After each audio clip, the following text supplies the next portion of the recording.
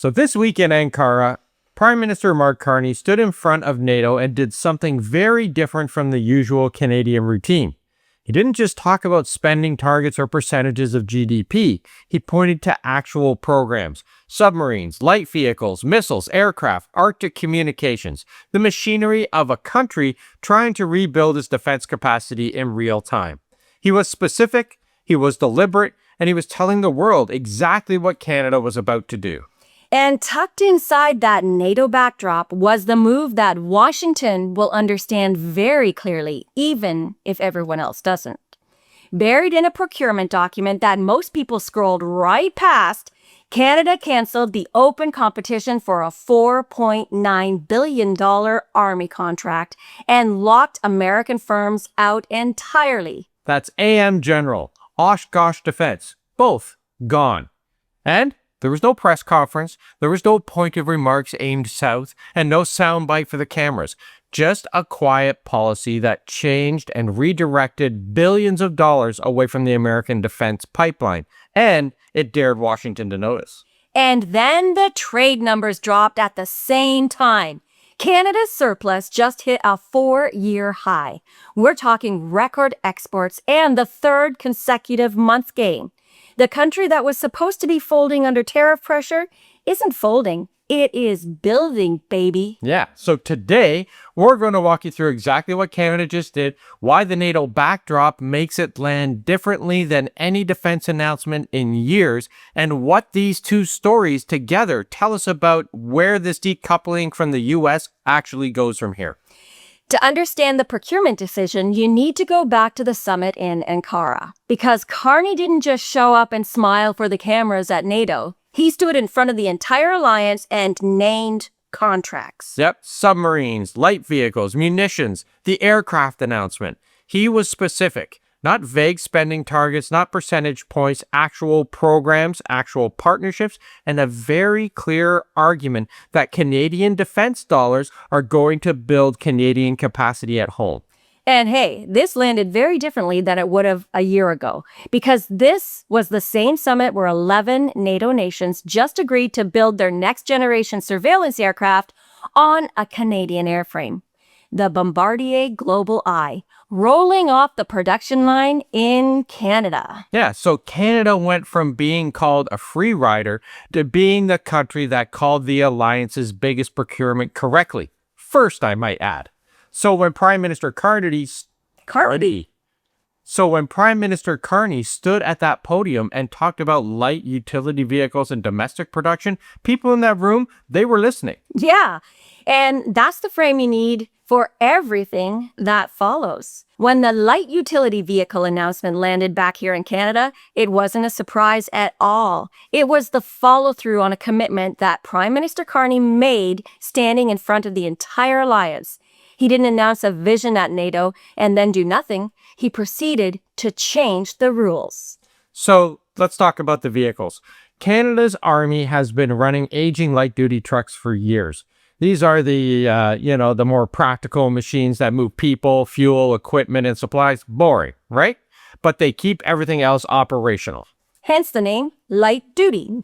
The original program had 2 phases. Phase 1 had an open international competition, American firms included.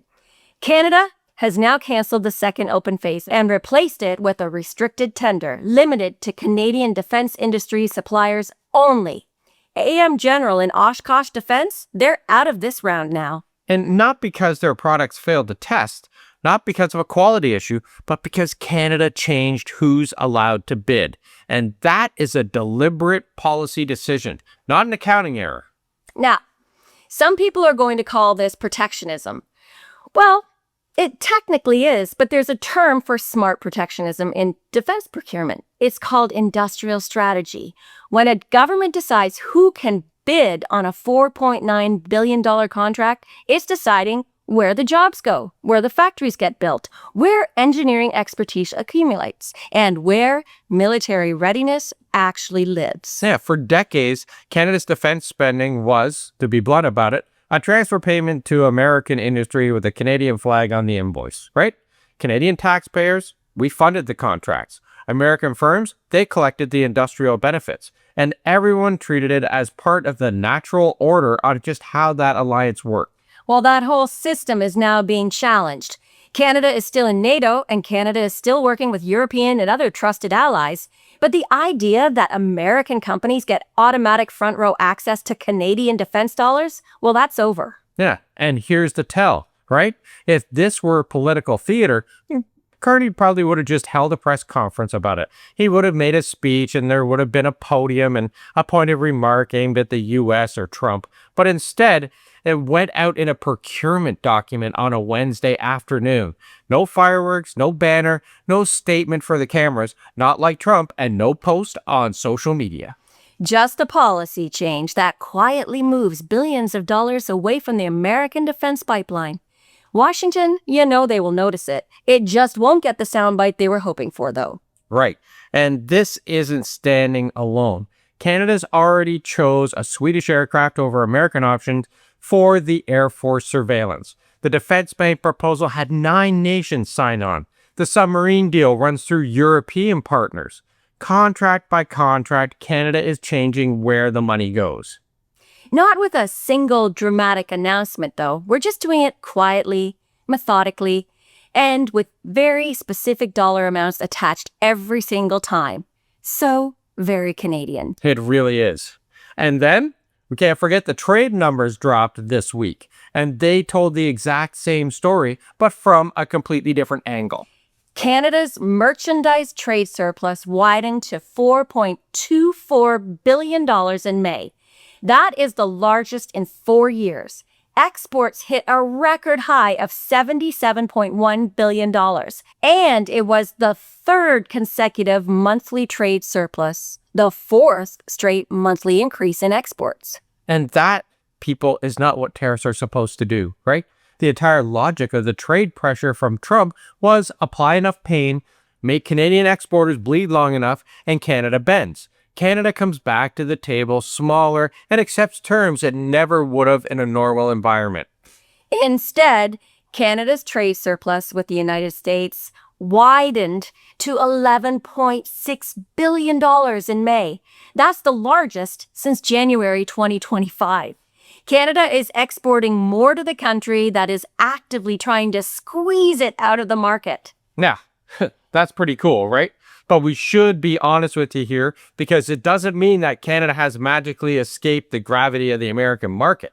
The US is still Canada's biggest trading partner, and that is going to be true for a very long time. The numbers are still heavily weighted in that direction. But there is a real difference between dependence and leverage. Dependence is when you need the relationship and you have no other option. Leverage is when you're still trading, but you are also building other pipelines, other markets, and other alliances at the same time. 3 straight monthly trade surpluses while under active tariff pressure from the most powerful economy in the world? Well, that's a scorecard that Washington was not planning on seeing, especially at this point in time. Well, Trump really doesn't know what he's doing, so I'm not surprised. And the exports didn't just hold steady. They hit a record high in May. The pressure was supposed to shrink Canada, but instead, Canada got bigger. So let's put both of these pieces together, because taken alone, the vehicle ban is a procurement story, and taken alone, the trade surplus is an economic story. But together, they're describing something Canada has been building towards for months. To use a Gwyneth Paltrow term, Canada is decoupling from its single-point dependency on the United States. Not dramatically and not in one announcement, but steadily in concrete decisions with real dollar amounts. Defense contracts going to Canadian and European suppliers. Export revenue diversifying. Arctic sovereignty backed by non-American technology. And this is the part that Trump's trade approach missed entirely. Tariffs can hurt. Nobody should pretend otherwise.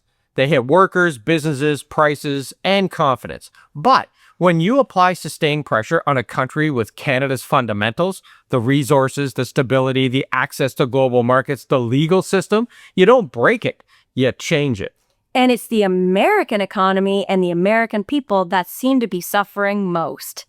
Now, Canada had been comfortable for far too long with the assumption that the American relationship would stay predictable. Well, Since Trump came into office in 2015, that assumption went out the window, and it's not coming back anytime soon. No, and the response from Prime Minister Carney hasn't been panic. It's not been hysteria. It's been something more interesting. It's been a very deliberate, very Canadian kind of strategic patience. Keep trading where it makes sense, build new capacity where it doesn't, change the procurement rules, lock in the European and Pacific partnerships, and do it without making as much noise as possible. Yeah, the vehicle ban, it didn't need a press conference or anything. The trade surplus, it didn't need a victory lap. The work is in the numbers, and the numbers are starting to speak for themselves. Now, this is worth talking about as well, is that none of this means Canadian suppliers get a free pass either. Domestic-only procurement can be criticized if it reduces competition, raises costs, or slows delivery timelines. Those are legitimate questions, and nobody gets a pass just because the label says Canadian. But the old model, it had real risks too. Cheap on paper can get very expensive when supply chains break, politics shift, or a foreign government decides your delivery schedule depends on its current mood, which has been happening a lot lately. So the real question going forward here is balance. Can Canada build more at home without becoming slow and expensive? Can we hold Canadian suppliers to the same performance standards we would demand from anyone else? That's the serious version of this debate. Not America bad, Canada perfect. More like Canada has been dependent on the USA for far too long, and the work of building a genuine capacity starts with these kinds of decisions, one contract at a time with full accountability attached. So here's the question for you today. If Canada keeps down this road, domestic defense procurement, record trade surpluses, European and Pacific partnerships deepening, where does the relationship with the United States actually go in, say, 5 years? Does Washington eventually recalibrate and start treating Canada as a serious strategic partner? Or does this decoupling deepen to the point where both countries permanently restructure how they work together? Let us know in the comments because we do want to hear from you. This affects you and every Canadian out there. And if you enjoyed this and you haven't done it yet, make sure to subscribe because it really helps us out, and give it a like, a hype, and a share to boost the post. And don't forget to check out that pinned comment down below for our private Facebook group, our Substack, and hey, the merch store too. Thanks for watching, everyone, and we shall see you tomorrow. Ciao for now.